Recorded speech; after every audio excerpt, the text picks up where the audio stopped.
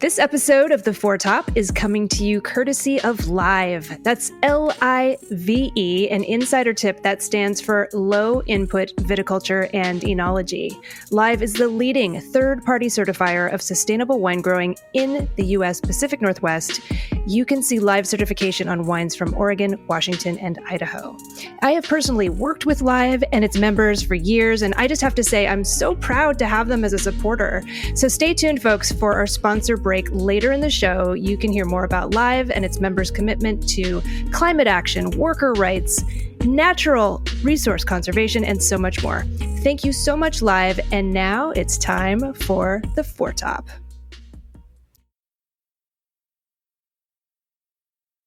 As I was driving here, Catherine, I was thinking about symbolism. I really love the symbol of the rainbow. The rainbows are great. Sometimes rainbows can misbehave. You know where misbehaving rainbows go? Where? They go to prism. And while they're in prism, they're missed.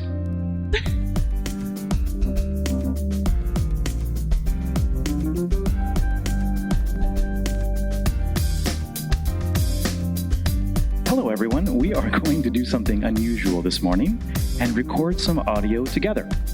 My name is Martin Reyes, Master of Wine, and third season co-host of a wine podcast called The Four Top. And this season, The Four Top will focus on the 6 pillars of sustainable wine growing leadership. If you've been following along, you would know exactly where we're going. And this has formed the architecture of a symposium held for the second year in Napa. So we thought it'd be fun to record an episode with a live studio audience. And this is my co-host, wine author, Catherine Cole, and she will get this started. Hello, good morning, everyone, and so nice to see you all here, and also to our listeners. Welcome to the Four Top. It's a roundtable discussion of the hot button topics in the wine world. I'm your host, Catherine Cole. This is Martin Reyes. You just met him. And we are live at Charles Krug Winery at Napa RISE. So now, as we are here at the symposium, we all know RISE is organized around those 6 pillars of sustainability. Today's program will focus on social justice, diversity, and inclusion. That's right. And this can be an uncomfortable topic. And I actually love this topic. I love anytime we talk about issues about diversity and inclusion on the Four Top, because that's when I get angry emails and messages from listeners, because people get mad when we talk about these things because they make them uncomfortable. And every time we talk about something uncomfortable that makes people mad, I think we need to come back and revisit this and talk about this again. So I am just really excited to dig into this today. Yeah, you mentioned something earlier, Catherine, that sometimes that's where the best conversations happen, is when you get that zone of discomfort. And I think it's also it's where we're most authentic. Yeah. And there's power in authenticity, but if you dig a little deeper, there's power in overlooked power in humility, not knowing the answers, but being committed to asking the questions. In particular, this topic, DEI, stands for diversity, equity, and inclusion. It's had a learning curve for everyone, from the novice discovering things like microaggression, the evolving meaning of the phrase "doing the work," or why DEI has evolved to include the letter B and what that stands for. What does the letter B stand for? Belonging. Excellent. We can't wait to hear more from Dr. Cadet. But the wine industry, we were described as having that shift, that seismic shift in 2020, like many other industries and cultures. But the seeds of that were planted a long time ago. Wine culture is our expression. It's a mirror that expresses the stark truths of humanity, some of our most beautiful intentions and our worst tendencies. Those have played out in recent years, and we're here today to cover that stuff, and this is why this topic is one of the 6 pillars of sustainable wine growing leadership. Well, you know what I'd like to do? Let's do it. I'd like to introduce our guests, our panelists, and really dig into this subject. And I will start with Dr. Kadei. We just heard from Dr. Akila Kadei is a speaker, creative director, producer, writer, editor, author. I probably left some things off of that. She's the founder and CEO of Change Kadei, a diversity, equity, and inclusion consulting firm offering workshops, executive and organizational coaching, and more. And along with Mariam Ahmed, whom people here will be hearing later today. She is a partner in the Diversity in Wine Leadership Forum, which was co-founded by Elaine Chacon-Brown, who's sitting right there, friend of the podcast. She has been named a Forbes Next 1000 Entrepreneur and Staffing Industry Analysts, Diversity, Equity, and Inclusion Influencer, and many other things. Thank you for being here, Dr. Akila Kadei. Thank you for having me. Excited to be part of this conversation. Welcome. And we have Philana Bouvier, who is the president of Domain Estates, a family-owned producer, importer, and marketer of fine wines, and an outspoken advocate for diversity and equity in the wine and spirits industry. She is co-founder of Diversity and Inclusion Initiative, Be the Change, and a board member of Lift Collective, and was named a 750 Daily Drink Innovator of the Year for her work in opening opportunities for women in wholesale C-suite positions. Boy, she also has served as both chair and vice chair of the Women's Leadership Council for Wine and Spirits Wholesalers of America. Philana, welcome. Thank you so much. It's a pleasure to be here, and I'm so excited. I have to say really quickly, I was getting ready this morning, and when you are invited to do these really intentional panels, you always end up working with people or meeting people that you were meant to work or meet. And so it is just such an honor because I look across the room and I see two women that I admire so much already. I'm sitting next to someone that is so courageous and doing so many incredible things. And I meet you, Catherine, and of course, Martine, and I just want to say thank you for the space. We're delighted to have you here. Well, let's get started with our first question, our first thought-provoking question.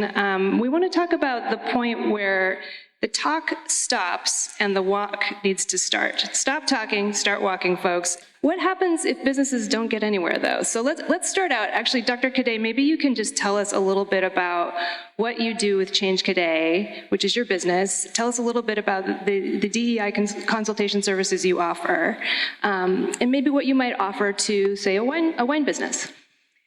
Yeah, so the work that we do is centered around belonging. My doctorate is in leadership and organizational behavior, so that's just a fancy way to say I'm a nerd of all things biz-wise. We work with anyone from startup companies to billion-dollar companies.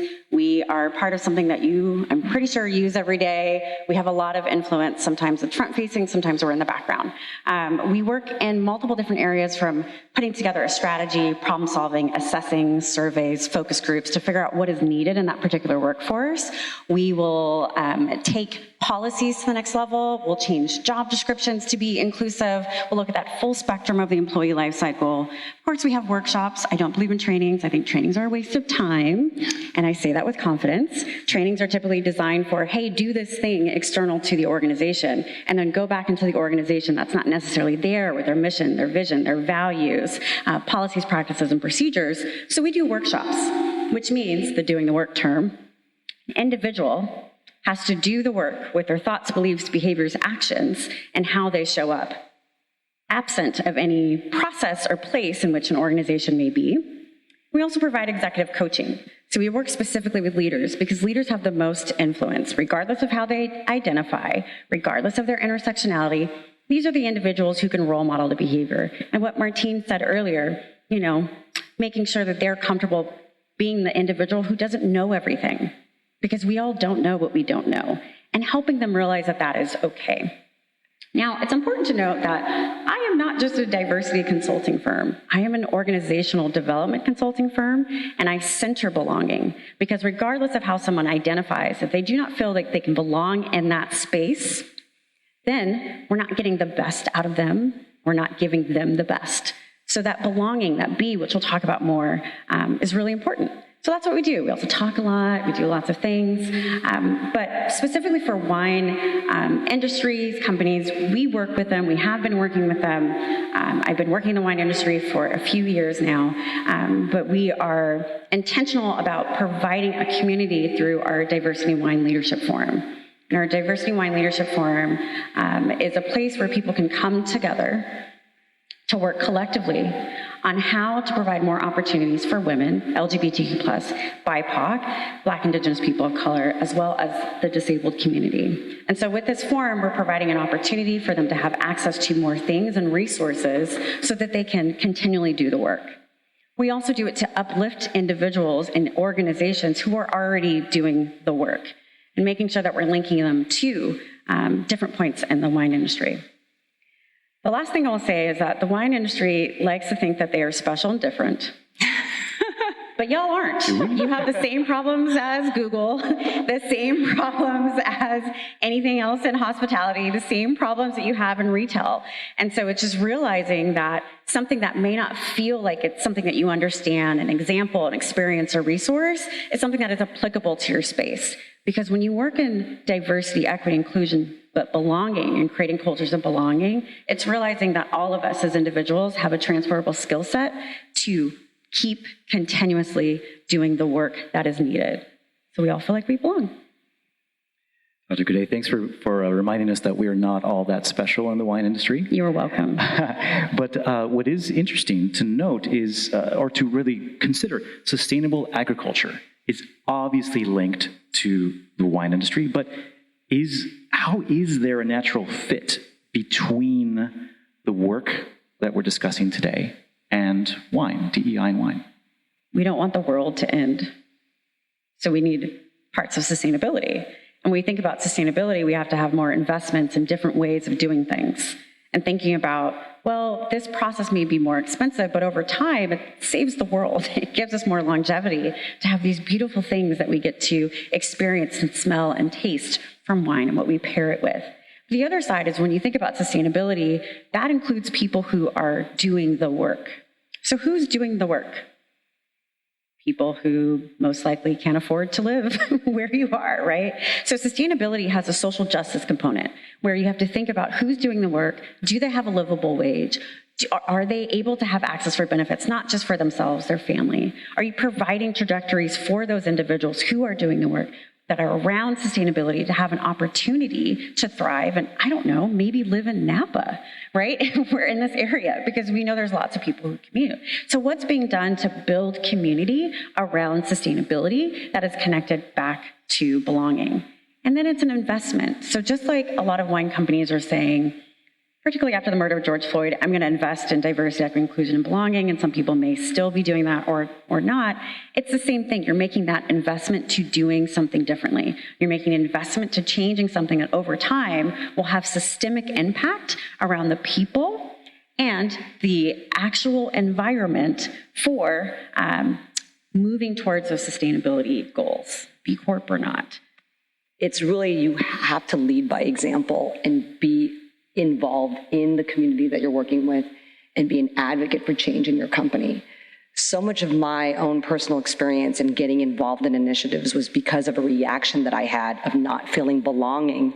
I mean, I wish I would have met you and had your business in the wholesale business when I started 20 years ago, because that was a business that was predominantly very, very white Caucasian male. And you really felt it in the room when you walked in.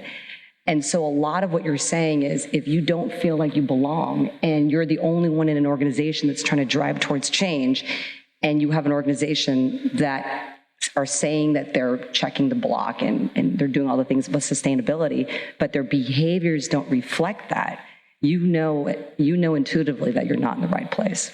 Philana, I want to dig into that a little because I feel like we wanted to talk about going from talking the talk to actually walking the walk in this part of the conversation. And I think there is a tendency for companies to bring in someone like Dr. Goudet, say, okay, fix us. Okay, person of color, tell us what we're supposed to do. Okay, thanks, we feel better. And then everyone goes back to the way they were before. So, to your point earlier, Dr. Goudet, about everyone doing the work, how do how do we get everyone involved and really participating in this, and not just the token person in the company who's supposed to speak for this? Absolutely. And this to me is a very personal subject, because when you are working, I was in distribution for the most of my career. And when you are the only Asian female doing that, then you have an organization, and I will always be respectful of how you rise up in your career.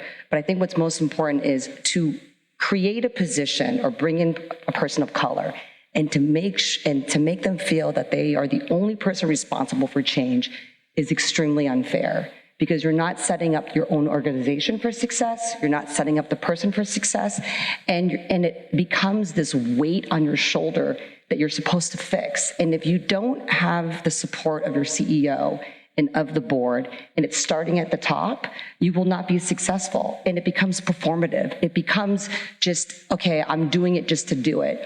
And it's false. It's not holistic. It's not genuine.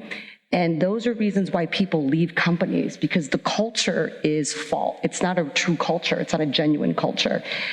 I don't believe that any organization that hires one consultant and says, okay, I need you to do all this work, and you know what, you're going to present to my board meeting, once a quarter, and just give me some KPIs and I'll get it done.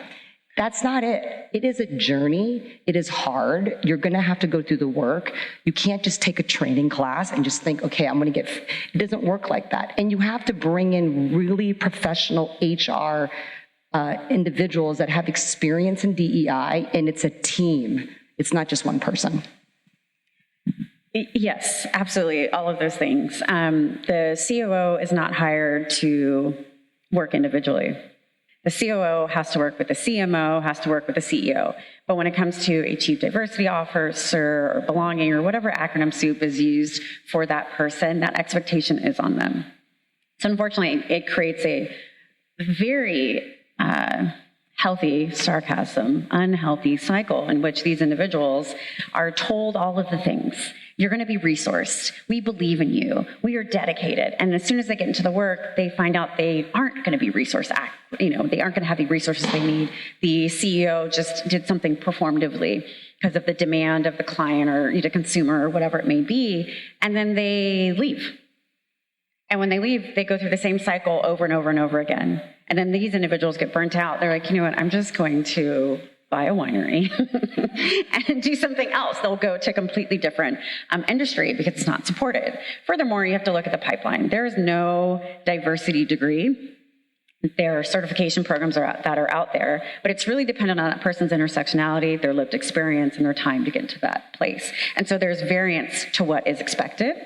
But also, if you are a BIPOC person, LGBTQ+, disabled, a woman, or multiple points, and are in a leadership position, you do fall into what you're saying, Catherine, which is being tokenized. And when you're tokenized, that goes further and further into being performative and being the only person who's leading change.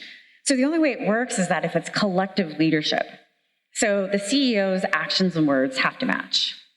Intent versus impact have to match. It's none of this dumbass shit where it's like, well, that wasn't my intention. Well, actually, guess what? I don't care if it was your intention or not. The outcome, the impact is harm. So you have to hold yourself accountable to the harm that was caused and go into a recovery mode and role model that for your other leaders. Role model that for anyone else in the organization so they realize that, again, they're all not going to know what they don't know. But that's the harder part. Because when you are a CEO or when you lead a company, you are destined, you are told, your ego is filled that you know all the things. I know all the things, I know how to solve all the things. And so if you don't know how to do something, and what I call, they aren't ready to be comfortable being uncomfortable, they will cower, they will move away from something, and then all that investment doesn't make any sense, and then they'll say, oh, it didn't work. We hired a Black person, it didn't work. We worked with tequila, it didn't work. It's like, I got uncomfortable. So I'm thinking, as somebody who's listening who either knows a C-level person, is a white male, straight, cis business leader. It's good to hear that. And you may hear it over and over again. How do we make it so that there is this, going back to the early part, how do we make it so that they feel comfortable being vulnerable, being given permission to make mistakes while they learn? Because otherwise they will resist, they'll divert their attention potentially elsewhere. I worry about that sometimes with organizations that I work with, and I would love to hear both of your thoughts. This is not a big question for me. This is something I get all the time. I just do not care about other people's feelings, because my feelings are disregarded all the time. All the time. And so if a heterosexual cisgender white male is it's all in his feels, that is how I feel all the time. I'm in a room where last time I checked, I'm the only Black person in this room. Oh, one more. Whew. Yes, thank you. There's two of us in a room full of people. We're together. I don't belong in this room right now. I don't belong in the wine industry. I do not belong. And so when someone's saying, well, this is making me uncomfortable, that is an opportunity to realize what it's like for the one white woman in your room. But because of ego, because of privilege, because of power dynamics, they don't want to release that. And when they don't want to release that, that's where resistance happens. That's where resources are lost. That's where, you won't see people who are committed and actually dedicated to move past allyship and be someone who is more of an advocate or an accomplice, who realizes that my goal in life is to brush my teeth, put on my deodorant, check my bias, check my privilege every day. To realize that I'm in a position of power, and it doesn't make me a bad person as a white person to be in a position of power, either just by ethnicity or title or both. It's not a bad thing. And realizing it's more of an opportunity. I have more power, so I can do more things. Everyone thinks I'm really cool, but I'm still going to be biased and discriminated against as soon as I walk out of this room, even as Dr. Akila Kade on a Forbes list. I will still get that no matter what I do, because I don't have the privilege of being a heterosexual cisgender white male as the person who has the most power. When we think about dominant culture, white supremacist culture, they have the most power. They need to realize it's an opportunity to use their power for good. The way in which it goes into a position of harm is when they stop and say, this is uncomfortable for me, I don't want to do it. And because of their power dynamic, it stops every single other thing. Or it goes back on the one woman, however she identifies, to fix. Or it goes back on that BIPOC person, however they identify, to fix. They have to realize that they have the privilege to not live in a position when their life is at risk every single day. And so they can use that in a way to make the world a better place. So I don't have to do this shit. I don't want to do this, but apparently y'all want to listen to me do this type of work, right? Which is fine. I'm great at it, whatever, I'll lean into it. But I'm doing it amongst the lovers of intersectionality that limits my opportunity. I just got my first death threat 3 weeks ago for doing this type of work. Is it stopping me from doing the work? No, I'm sitting here on an important podcast to talk about it. So no, I do not care about white men's feelings about doing the work to make the world a better place. Last night, Martin and I were talking about this, Dr. Kade, and thank you for saying that. And I said, I don't really understand why I was invited to moderate this panel. I'm just a white girl. I'm a white lady. And I was like, well, I'm just going to Martin, tomorrow, I'm just going to get on stage and shut the fuck up and let everyone else talk. And then I was like, wait a minute, no. What I should do is speak the fuck up, because I am the one white person on this stage, so I should be talking too. I shouldn't just be asking everyone else to be doing all the work. So, yeah, thank you. And it's important to recognize it's hard. It's emotional, it's hard. I always go back to just my own personal experiences and just hearing you, Dr. Kade. What you're saying is extremely true. And we grew up in a world where there's another generation, another group of people that have more privilege, and they have an opportunity to do good, but yet they rely on other people of color to do it for them, and that is unfair. Catherine, can you dig in a little bit more about what you said? Because I think that part of what you told me last night was omitted in terms of speaking up, but speaking up in how and why. Well, I do think, Dr. Kade, you were talking about this area of discomfort. And I think the thing is, learning is something as human beings that we enjoy, learning and growing. And I think, there, like I said at the beginning, there is this defensiveness where people say, how dare you accuse the wine industry of being racist? And they get defensive and they get angry and but if you can just lean into it, you realize if you work on yourself in other ways, it feels good. You do yoga, it feels good. Okay, I'm going to work on my social skills. That feels good too. And getting back to something you mentioned earlier, Martin, about why the wine industry? Why should the wine industry be a leader in this space? Well, what do? We sit around and we taste wine and we talk about faults and flaws, right? We talk about it all the time. Well, what about talking about the faults and flaws with the way we treat other human beings? That's another thing we're good at talking about faults and flaws, right? We're good at talking about diversity. We don't like monocultures. The 6 pillars of sustainability, it's all about creating a polyculture in your vineyard. How about creating a polyculture in your workplace? These are concepts we understand. I used to be a wine journalist. Every time I pitched an editor something that was different, an indigenous grape variety, that was when they got excited. Well, let's talk about indigenous people then. These are concepts and words we use all the time.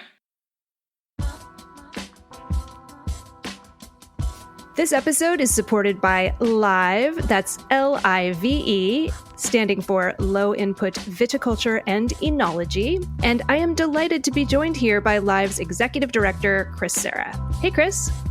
Hi, Catherine. How are you? I am so great now that we get to talk about LIVE, one of my favorite subjects.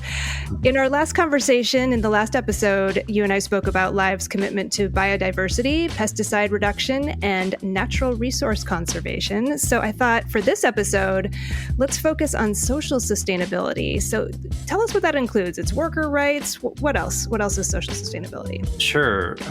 LIVE has certification standards requiring worker health and safety measures for both the vineyard and winery certifications that we offer. We also require our members to examine their community impact. One of the projects that we're currently working on is with Linfield University here in Oregon to set forth comprehensive social sustainability criteria. These criteria include 15 areas of focus, such as employee remuneration, diversity, equity, and inclusion, human rights, and customer health and safety. That is fantastic. And I love that you're working with Linfield University on that. They have such a great wine education program. Very cool to hear about. And I know, Chris, LIVE is a tiny but mighty organization. I seem to remember that in your office, you only have 2 people and then you have 4 inspectors doing certifications for you, but you still manage to hold yourself to the same standards that you require of your members, correct? Yeah, in addition to standard setting, which is our main business, we take an active approach to this work. We set up and fundraised for a scholarship for students in Chemeketa Community College's Wine Studies program in Salem, Oregon. Nice. I like that you not only talk the talk and hold others to high standards, but you also walk the walk and hold yourself to high standards. Social sustainability, it's really just about human beings supporting other human beings, right? I mean, how hard can that be? Yeah, reducing harm and exploitation as much as possible is really what it's all about. We have 325 vineyards and 38 wineries working toward this goal under our standard. And our social network is strong. LIVE is not only the leading certifier of sustainable wine growing in the Pacific Northwest, but it has also inspired a growing movement of similar grassroots certification programs worldwide. Wow, that is very impressive. I am so inspired, Chris, and I am really looking forward to our next conversation. Thank you. Me too. Thanks. So the part 2 of our discussion today is wish washing. And really, we know we're at a sustainability conference where everyone in the audience knows the term greenwashing. And we love to dig into the concept of lip service and other forms of washing. We've heard terms like rainbow washing, pink washing, color washing, et cetera, et cetera. And so, Philana, as a woman of color who is the president of a luxury wine company and is a leader in social responsibility in the wine industry, I'd love to hear your thoughts on these terms. Are they useful? Are they annoying? Or do you have a favorite? I definitely don't have a favorite. I'm very fortunate. We're a company with a Black CEO and an Asian female president. And we're very proud of that. I have an extraordinary boss and founder who I work with that is not only leading by example, but is extremely compassionate. And, you know, in our organization, diversity starts within your DNA. We're not an organization that's going to create and I don't know if this answers your question on washing, but for us, since I've been in this organization and running Domain Estates, it's important that for us, it's about how you make people feel. People want to feel good when they come to work. They don't want to have to be concerned about, and I think I went through this as I was coming up, just the sensitivity of when people are very inconsiderate because of the color of your skin. And my eyes have been open working with Carlton McCoy, who is one of the most phenomenal people I've ever worked for, and also extremely hardworking. And what he's done with the Roots Fund, how he is giving back to the community and what he is doing, and also ensuring a path for people of color to get into this business and get jobs. Those are the things that is important to us. So we don't really pay attention to those terms.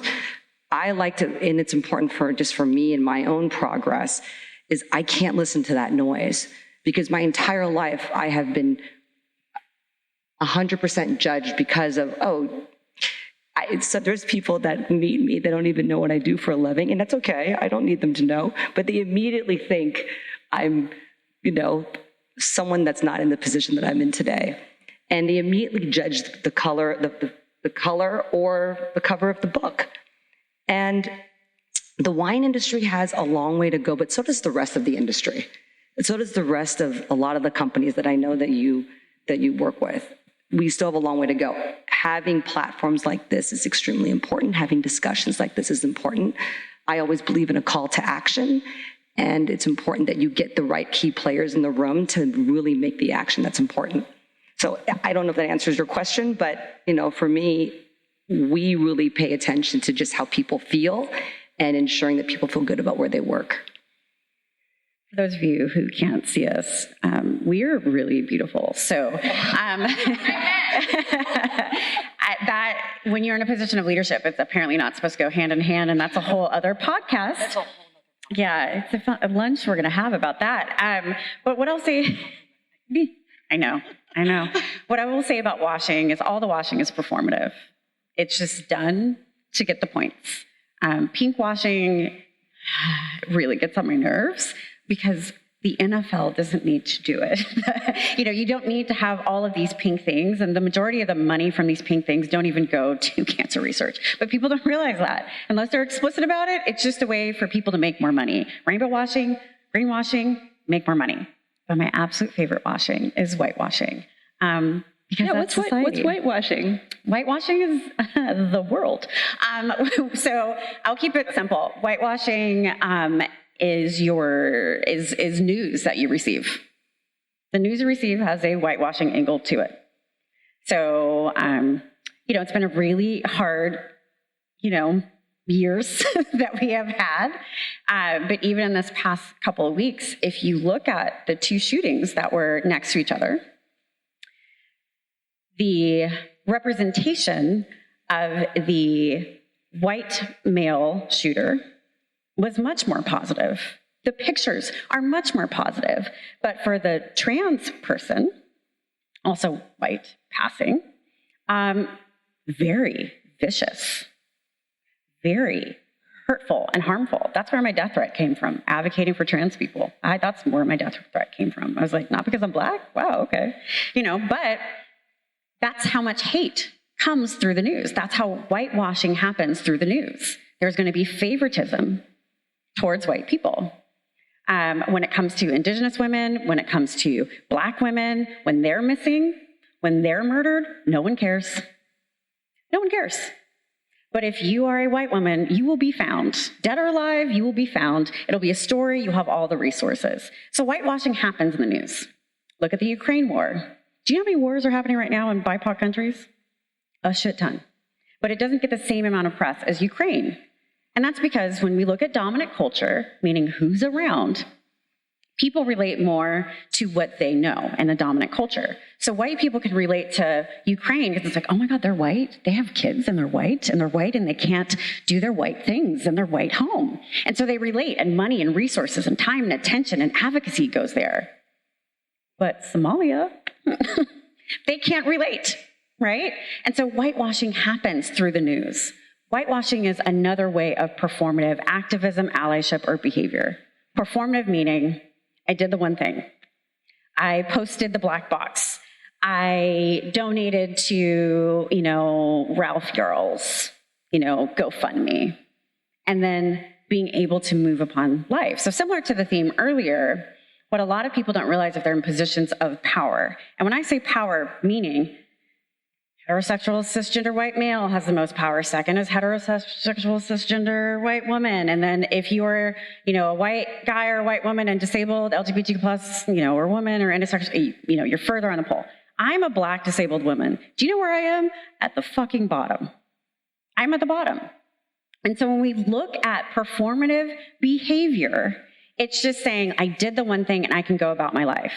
I can't, because I see things happen all the time that happen to me, that happen to people around me, that happen to communities of color, that happen to disabled communities that I can relate with, that I can't just do the one thing. I have to constantly be in this position of advocacy. And so when we see these washing campaigns, it's just the doing the one thing, which goes back into I have the privilege and the power, regardless of how that person identifies, to just do that one thing. But washing clothes is actually a great thing to do. That's the only washing that I like. We heard recently there was a scholarship fund, I believe in the Napa Valley. The folks that organized it were having trouble getting applicants. And I'm wondering what your thoughts, Philana, what are your thoughts when you hear something like that? Well, we put aside this money, we thought we'd solve the problem, then no one showed up, no one applied. What's your reaction when you hear that? I always say this, and I look at when there's organizations that call me. There's other people in the wine industry that will call me and be like, Philana, I'm doing the scholarship, but I didn't get any. I don't know what else to do. And I'm like, well, what did you do? Right? Did they just only appoint one person? Did you just only post it on LinkedIn? You have to do more than that. You have to get out into the community. You have to network outside of Napa, first of all. You have to work with historically Black colleges. You have to you have to partner with universities. You have to get out and understand, okay, what is the dynamic of what the scholarship means, and how do I get this information to the right person? And you have to go outside of the normal channels. So to me, I feel like it's almost, and I want to be careful when I say this, but it's almost lazy in a way when an organization puts something together and they just expect that everyone's just going to run to it. People of color are not, we're not charitable. I'm not a charity case. And I also don't want to be treated like a charity case either. It's about being able to do good with the money that you have, and it's not as simple as writing a check, and you have to be able to put programs together so it's meaningful and they feel good about it. That to me is a major reason why I see a lot of companies that put together scholarship funds that are not successful, because you have to have intent, and there has to be a 360 view. You have to take it all the way to the front, to the back. I don't know how to say that eloquently, but to me it's about execution. It's always about the results. You're absolutely right, Philana. I will add to that. So, hey, here's this wonderful scholarship, fellowship, mentorship opportunity for you to be the only BIPOC person in a white-ass organization. That's not a selling point. As what I've been sharing to you before, we're dealing with microaggression after microaggression after microaggression. And so you're saying, we're going to provide this opportunity for you, but you're going to potentially be our token person, one of three, the only one in the room. It's not the most welcoming environment. And so in those cases, I encourage those clients to look at their selves internally. What are you doing? What is being done to change things? Don't just give someone like opportunities or tickets to come to a tasting because you're like, hey, you're BIPOC, I'm gonna have you come. But then it's just a room full of white people who probably are racist. Not all of them, but some are. They're gonna be racist in the room. And it's not going to be, again, a welcoming environment. And so it's really looking at systemic issues. You want to know, what are those systemic issues that we can change? So one, okay, we have a scholarship, so we're going to be transparent about the fact that we are a predominantly white organization. Be transparent about it. So it's giving that person an opportunity to make the choice, but knowing there's some investment in learning and unlearning, making mistakes, accountability. Here's your point person to talk to. We are doing the work, and we know it's going to be uncomfortable. So there's that. The other thing is making sure that barriers are addressed against systemic issues. So, hey, we're going to give you this cool scholarship, but come to expensive-ass Sonoma, Napa. You won't be able to find a place to live, but it's fine. Trust me, you can live in Oakland and make it work. Trust me, you can live in Richmond and make it work. And so they have this horrible quality of life. Why would they want to do that, right? So what's happening so that, housing is part of an opportunity, or a stipend that allows them to have housing that it's at least in Napa so they can still commute 35 minutes to come to St. Helena or wherever they have to go. Like, what is being done there? And then along with addressing the pipeline, it's the realization that even our experience as BIPOC people going into wineries isn't welcoming. Do you know what people want me to drink? Does anyone want to guess what they want me to drink when I go to taste wine? We can guess. Oh, sweet, sugary, rosé, Moscato. That is me. They're making these assumptions, or they're not going to serve me, or I'm literally going to see that my experience is going to be completely different than the white couple next to me. Right? So there's other parts systemically that also have to be addressed so that you can have these scholarships and fellowships and opportunities. And it's the same for diversifying the workforce too. Hey, come work in this white ass company, and then, as soon as something happens in a BIPOC community or LGBTQ plus community, we're going to ask you to solve the problem, even though it's not your job, but we're going to ask you to solve that problem. And so it's that awareness that has to come into making those systemic changes so those types of things make sense. The late, great Oregon winemaker Jesus Guillen used to talk about, he was this great winemaker, and people would come into the tasting room and assume he was the landscaper. He's famous. I mean, he was phenomenal. But yeah, it's just... This is about access. It is so important to provide access to all people of identities. They have to have access. For my entire career, you're breaking down all these barriers, and then you're asked to talk about it, which is like, this to me is something that is an education point where organizations have to understand that it's already hard enough. We need access to everything. I want you to break out your Rolodex, and I want and I want you, my boss, or the organization I'm working with, to be proud to introduce myself and my colleagues to whomever you know, because whomever I know, you should know, and we have to break that down. It really is about access. When you don't have access to things, it makes things so much harder. And it's even with, I look at my own career, right? I don't have a college degree. I didn't come up to the wine industry traditionally. There's a traditional way to go up in wholesale. Everyone works at a wine industry. They go into the supplier role. They go into work into wholesale. I didn't do any of that. I started in the business at a very young age. 25 years old, I was a merchandiser. I worked my way up from the very bottom, did every single role in wholesale, and I still had to prove myself because there were barriers.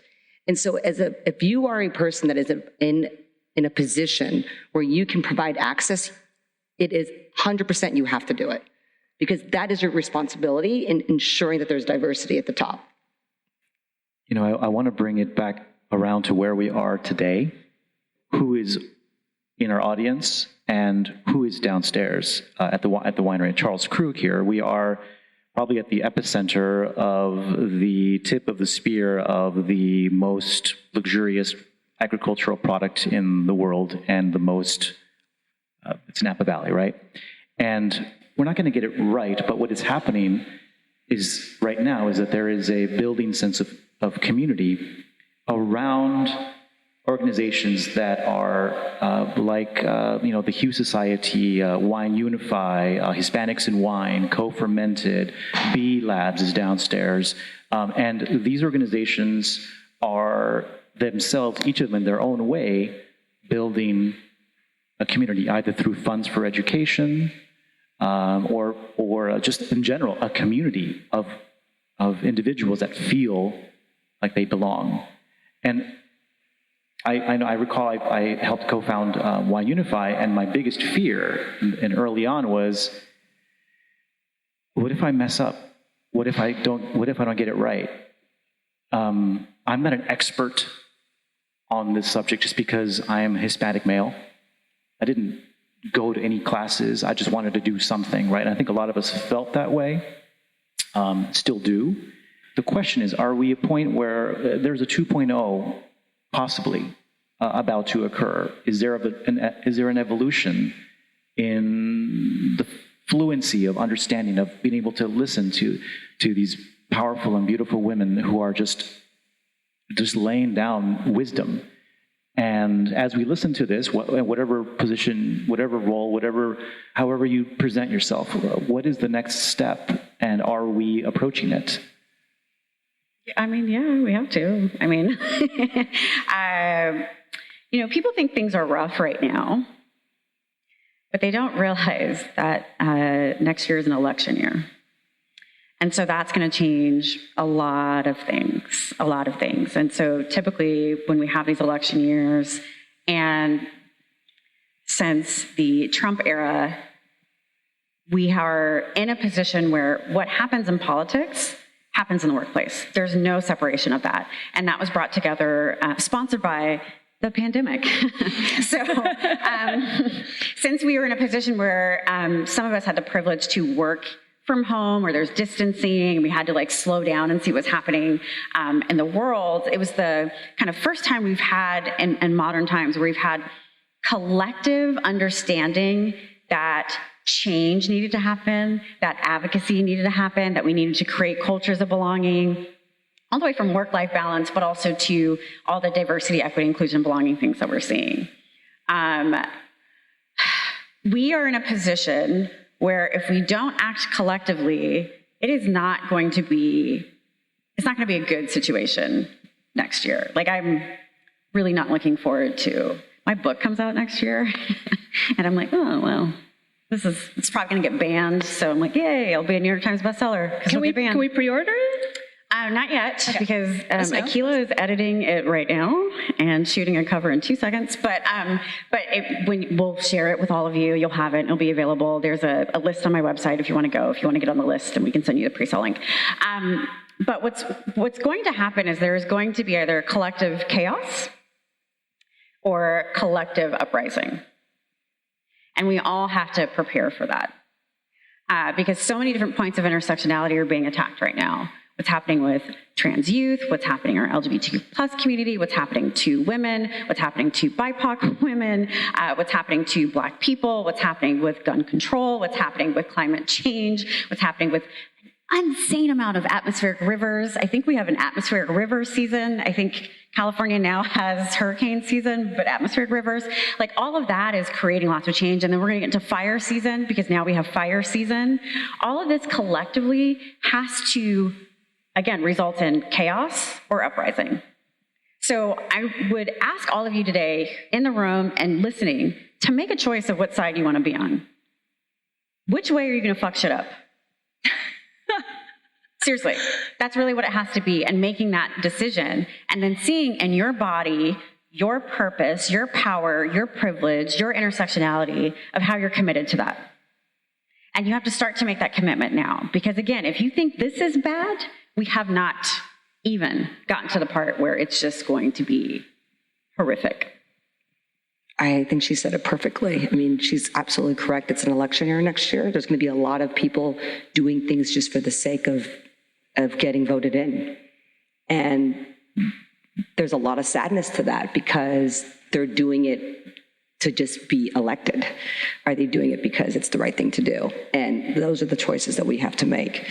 I mean, we can have a whole podcast about what's going on in Texas that makes me very, very upset, and what happened there with female rights and our rights to our body. I mean, that's a whole nother, that's a whole nother subject matter. And so you're absolutely correct. Yeah, and I will say that I would encourage you all to take some time to look into white supremacy.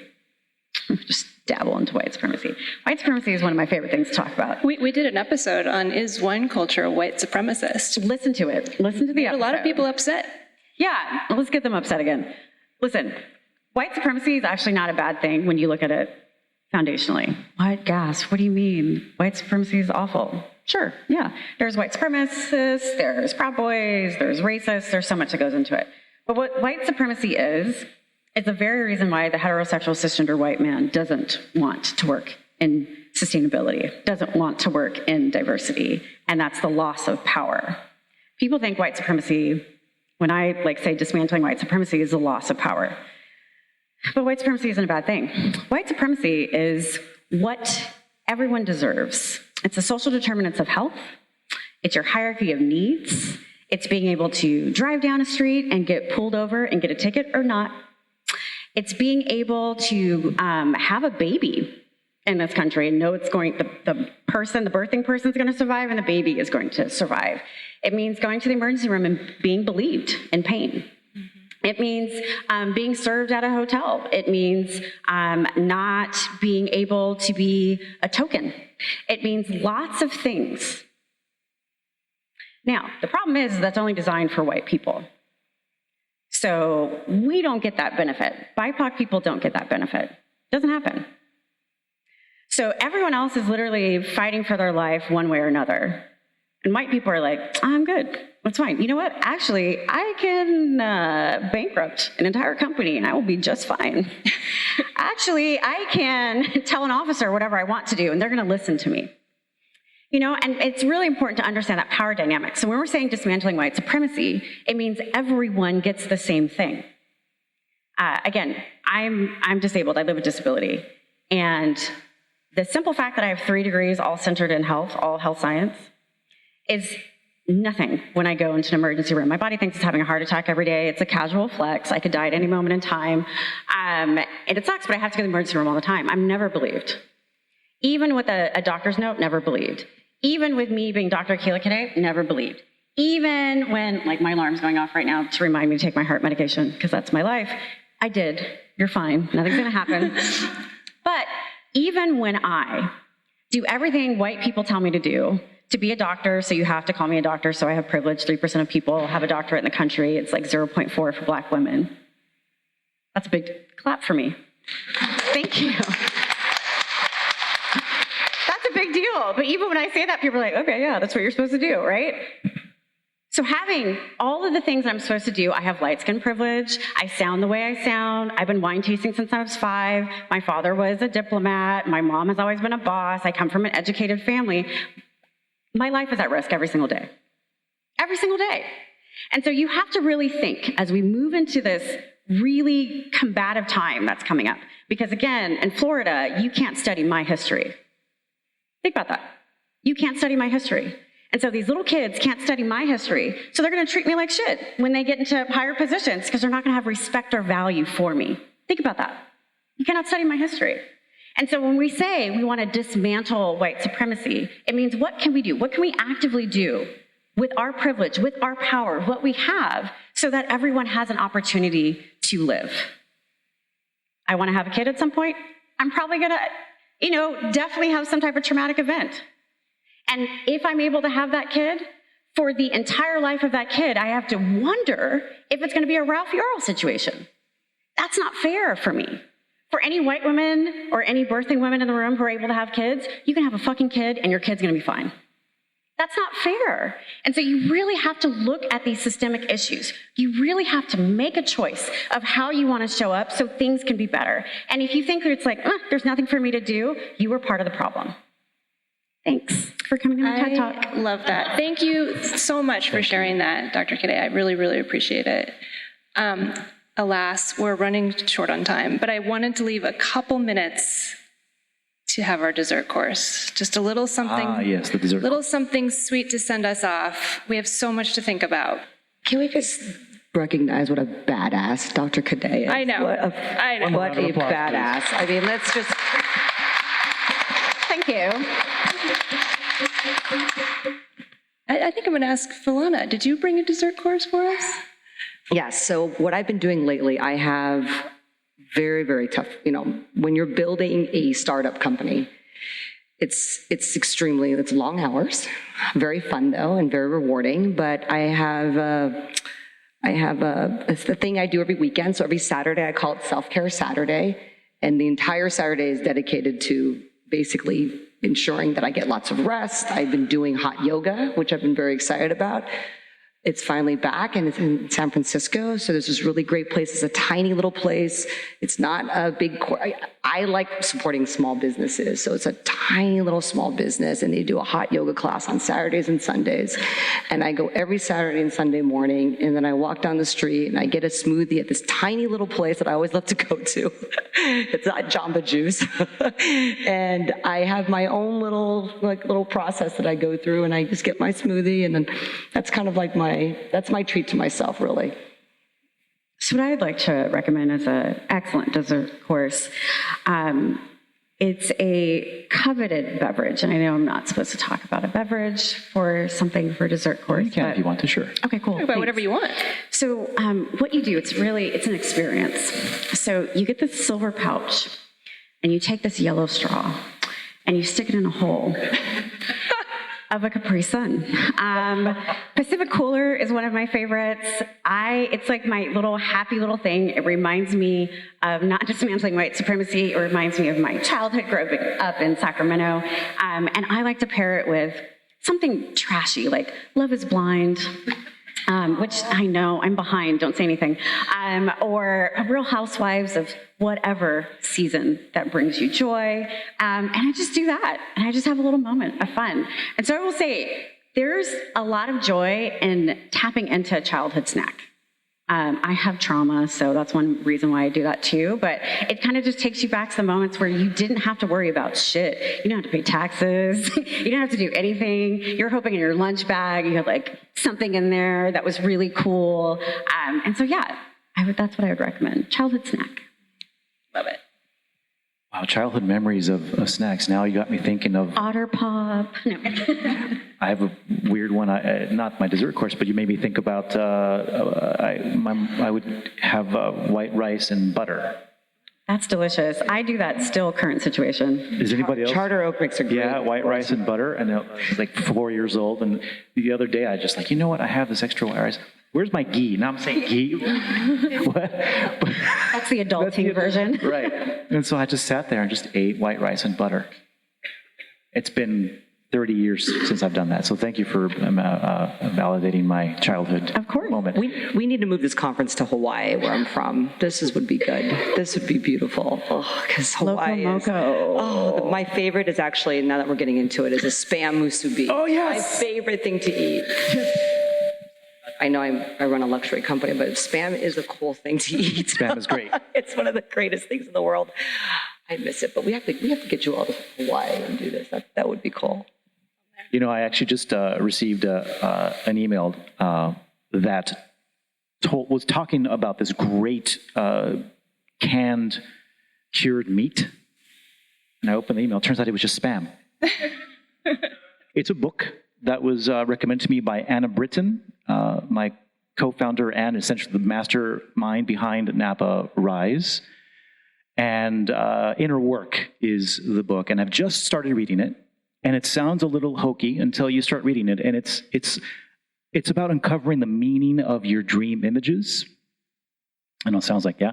But it takes you on the next level of dream work. And it's a 4-step journey to joining your conscious with your unconscious.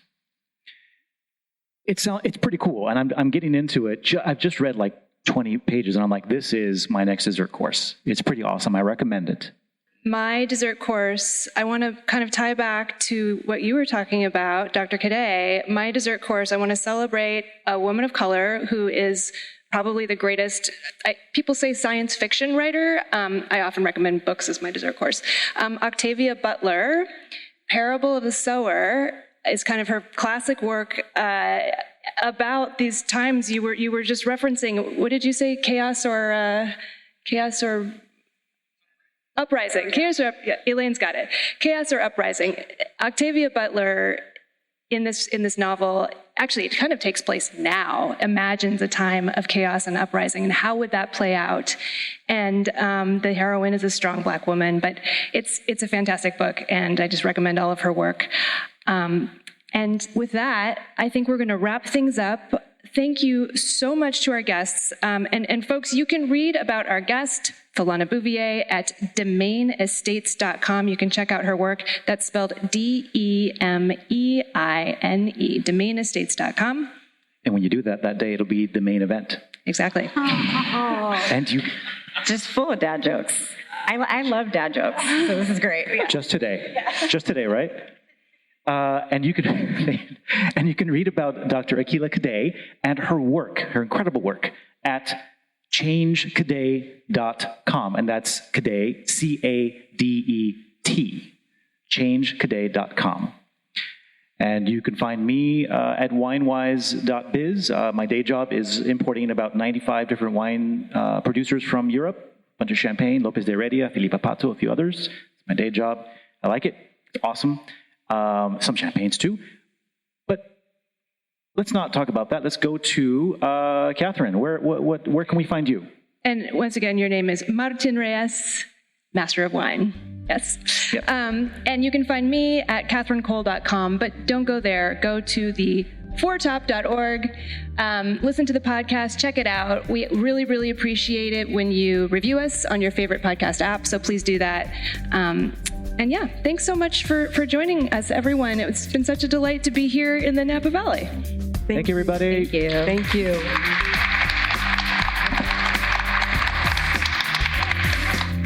This has been the Four Top Podcast. Catherine Cole is our executive producer, Nick Toole is our producer, and I'm Keelan King, sound supervisor. We are also assisted by audio editor Michelle Richards, media and design manager Ruby Welkovich, and sales director Kristen Castagna. Please visit our website, theforetop.org, to learn more about us, listen to back episodes, and purchase books written by our amazing panelists. If you have not already subscribed to The Four Top on iTunes or Spotify, please do so, and please leave us a rating. Every rating feeds the algorithm and helps new listeners find The Four Top. Stay safe out there, and thanks for listening.